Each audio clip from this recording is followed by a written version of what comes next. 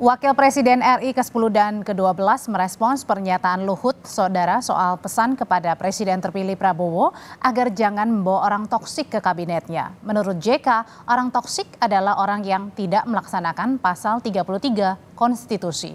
Saat dikonfirmasi, JK awalnya menyebut tidak memahami referensi Luhut terkait orang toksik yang dimaksud.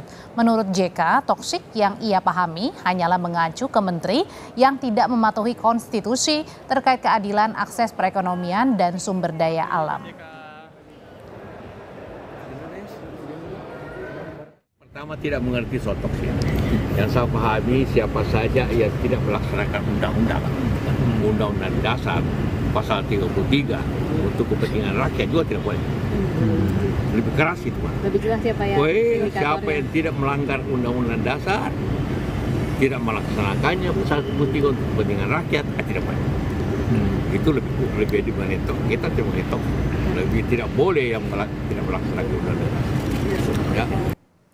Sebelumnya Menko Bidang Kemaritiman dan Investasi Luhut Binsar Panjaitan berpesan pada Presiden terpilih Prabowo Subianto agar tidak membawa orang toksik di pemerintahan mendatang. Presiden Jokowi menyatakan sepakat dengan pesan Menko Luhut. Lalu yang jadi pertanyaan, siapa yang dimaksud orang toksik tersebut? Presiden Jokowi sepakat dengan pesan Menko Bidang Kemaritiman dan Investasi Luhut Binsar Panjaitan pada Presiden terpilih Prabowo Subianto agar tidak membawa orang toksik di pemerintahan mendatang. Jokowi menilai pesan Luhut pada Presiden terpilih Prabowo Subianto merupakan hal yang benar.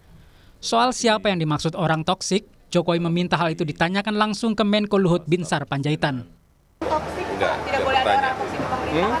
Kalau ada usulan tidak boleh ada orang-orang toksik di pemerintahan. Ya benar dong. Jadi sebenarnya benar ya. Benar. Arahnya kemana, Pak?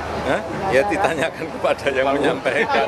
Tanyakan ke Pak Luhut. Seperti apa melihat Indonesia? Sebelumnya dalam sebuah forum di Jakarta Jumat lalu, Menko Bidang Kemaritiman dan Investasi Luhut Binsar Panjaitan menyampaikan pesan kepada Presiden terpilih Prabowo. Luhut berpesan, untuk Presiden terpilih, saya bilang jangan bawa orang toksik ke pemerintahanmu. Itu akan sangat merugikan kita. Lalu siapa yang dimaksud orang toksik di pemerintahan? Wakil Presiden terpilih Gibran Rakabuming Raka mengaku tidak tahu siapa orang toksik yang dimaksud Menko Luhut Binsar Panjaitan. Gibran mengaku ingin berprasangka baik dengan tidak menerka siapa yang cocok dengan predikat orang toksik yang disebut Luhut. Spesifiknya siapa? Mungkin tidak disebut sih siapa. Ya, nanti tanyakan Pak Luhut aja, ya. Ya, kami siap untuk merangkul semua, kami siap untuk menerima masukan dari semua, kami siap untuk menerima evaluasi dari semua. Jadi ya saya kira tidak masalah, ya. Ketua Umum Projo Budi Aristiadi menafsirkan orang toksik di pemerintahan yang disebut Luhut adalah orang yang anti rakyat. Menurut Budi Ari, orang toksik versi Projo adalah orang yang tidak setia di garis rakyat. Pokoknya itu nasihat yang bagus buat dari Pak Luhut. Gitu.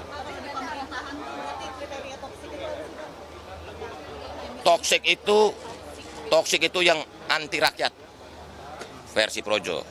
Toksik itu yang anti rakyat. Pokoknya yang karena kita kan setia di garis rakyat. Kalau setia di garis rakyat apa artinya? Harus pro rakyat. Pokoknya yang anti rakyat toksik. Ya apa aja? Kebijakan yang nggak berpihak, kelakuan yang nggak titik beratnya pada rakyat, gitu. Pokoknya semuanya harus setia di garis rakyat. Sementara itu, Ketua Umum Partai Kebangkitan Bangsa Muhaimin Iskandar menyebut menjauhi orang toksik bukan hanya harapan Luhut. Muhaimin bilang semua pihak ingin kepemimpinan yang baik. Bukan hanya harapan Pak Luhut, siapapun ingin kepemimpinan kabinet yang baik ya. Jadi bagaimana kriterianya saya kira semua orang juga paham. Setelah ditetapkan sebagai capres dan cawapres terpilih, Prabowo Gibran menyatakan tekadnya merangkul semua pihak.